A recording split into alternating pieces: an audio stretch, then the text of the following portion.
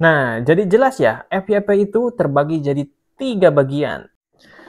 Assalamualaikum warahmatullahi wabarakatuh. Halo teman-teman semuanya, kembali lagi bersama saya di channel Triple ID. Oke, pembahasan kita kali ini mengenai tentang TikTok ya, karena akhir-akhir ini Kang Prabu agak sedikit lebih aktif di TikTok. Nah, karena kali ini akan dibahas mengenai kenapa konten itu bisa FYP dan apa penyebabnya. Nah, jadi sebelumnya teman-teman apakah tahu apa itu FYP?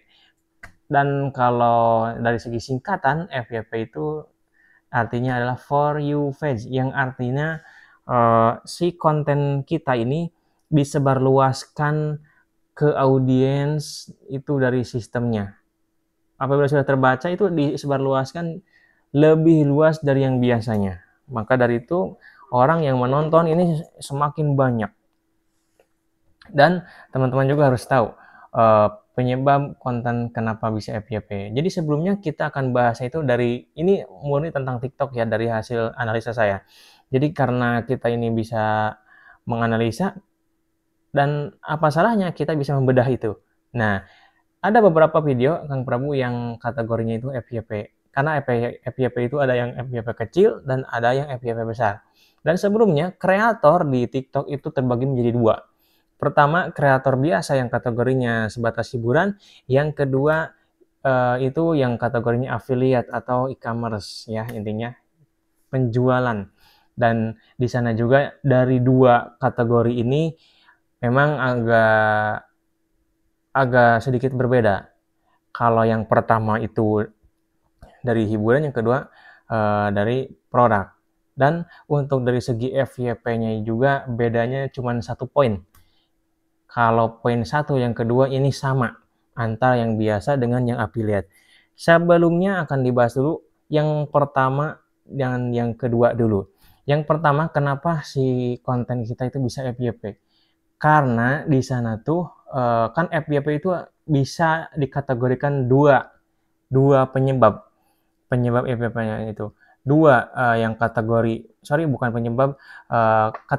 yang lebih tepatnya. Dua kategori FYP. Yang pertama FYP dari segi organik. Jenisnya itu organik. Murni nggak ada istilah FLKS, follow, saling like, saling komen, itu nggak berlaku. Ini murni dari FYP organik. Yang kedua, yang di boost atau dipercepat, disebarluaskannya itu dari segi iklan, ads ya.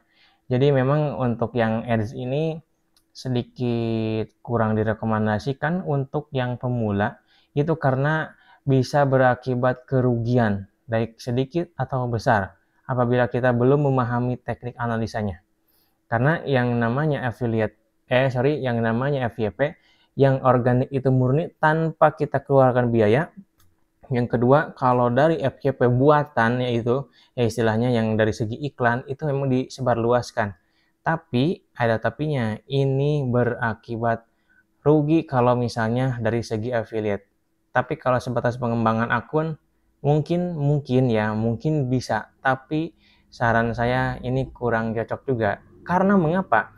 Kalau dari segi affiliate atau dari segi konten biasa, ini yang paling yang paling bedanya itu dari segi affiliate.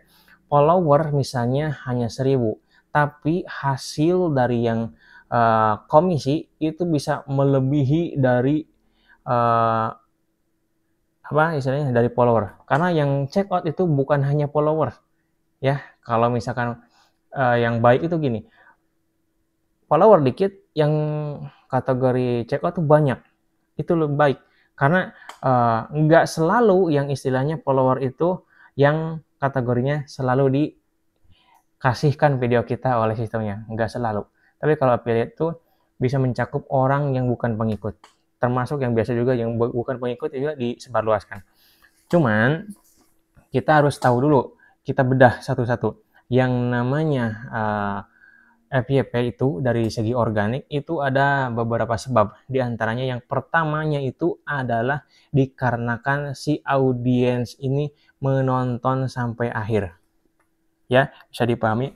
Jadi si audiens ini menonton sampai akhir.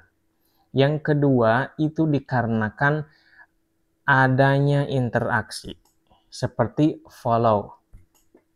Itu dari segi follow ya, kan ada tombol plus kalau belum mengikuti, klik itu interaksi masuknya.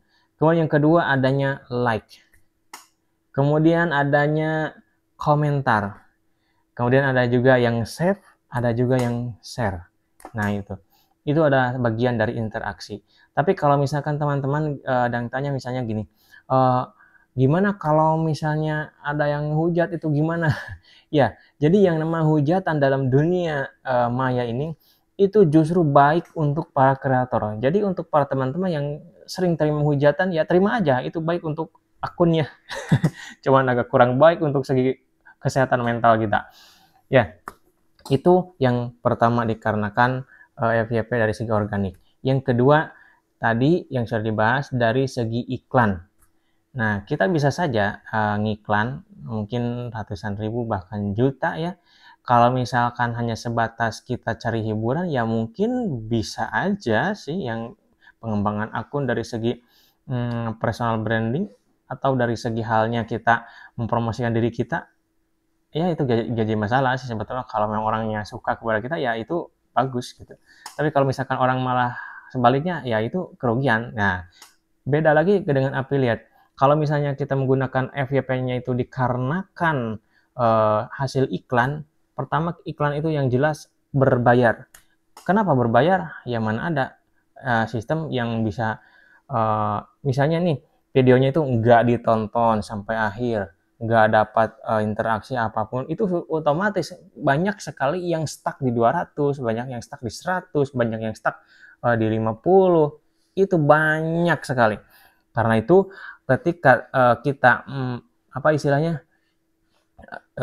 ingin menaikkan traffic, itu yang namanya affiliate itu istilahnya nggak ada istilah beli iklan kemudian naik penjualan, itu nggak. Kebanyakan yang pemula itu boncos, rugi istilahnya gitu. Jadi yang pertama dan yang kedua ini sama dari segi organik dan dikarenakan iklan. Nah ini sama gitu. Jadi dari kesamaan ini kita dapat simpulkan ini dari segi FYP-nya. Nah kemudian untuk yang affiliate, nah affiliate ini ada tambahan untuk dari yang segi organiknya. Kalau tadi hanya sebatas ditonton kemudian ada interaksi, kemudian apabila affiliate ini beda dari yang yang kategorinya akun biasa.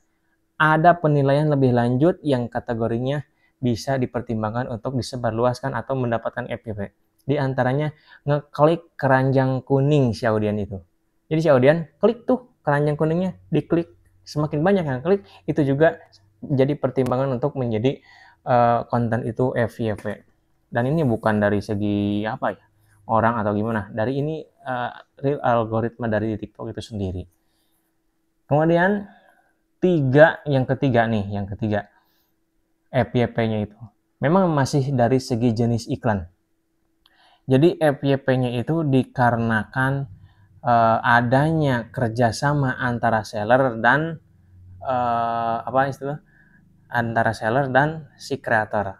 Kreator mungkin nggak tahu bahwa videonya itu direkomendasikan oleh si penjual. Nah itu, jadi antara penjual dan si kreator ini adanya kerjasama yang diantaranya itu dinamai dengan endorse.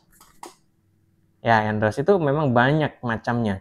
Ada yang segi endorse itu misalnya kita buat nih video nih dalam segi kurun durasi sekian dan kita bayar. Ada yang seperti itu. Ada juga video kita yang di-boost oleh si seller.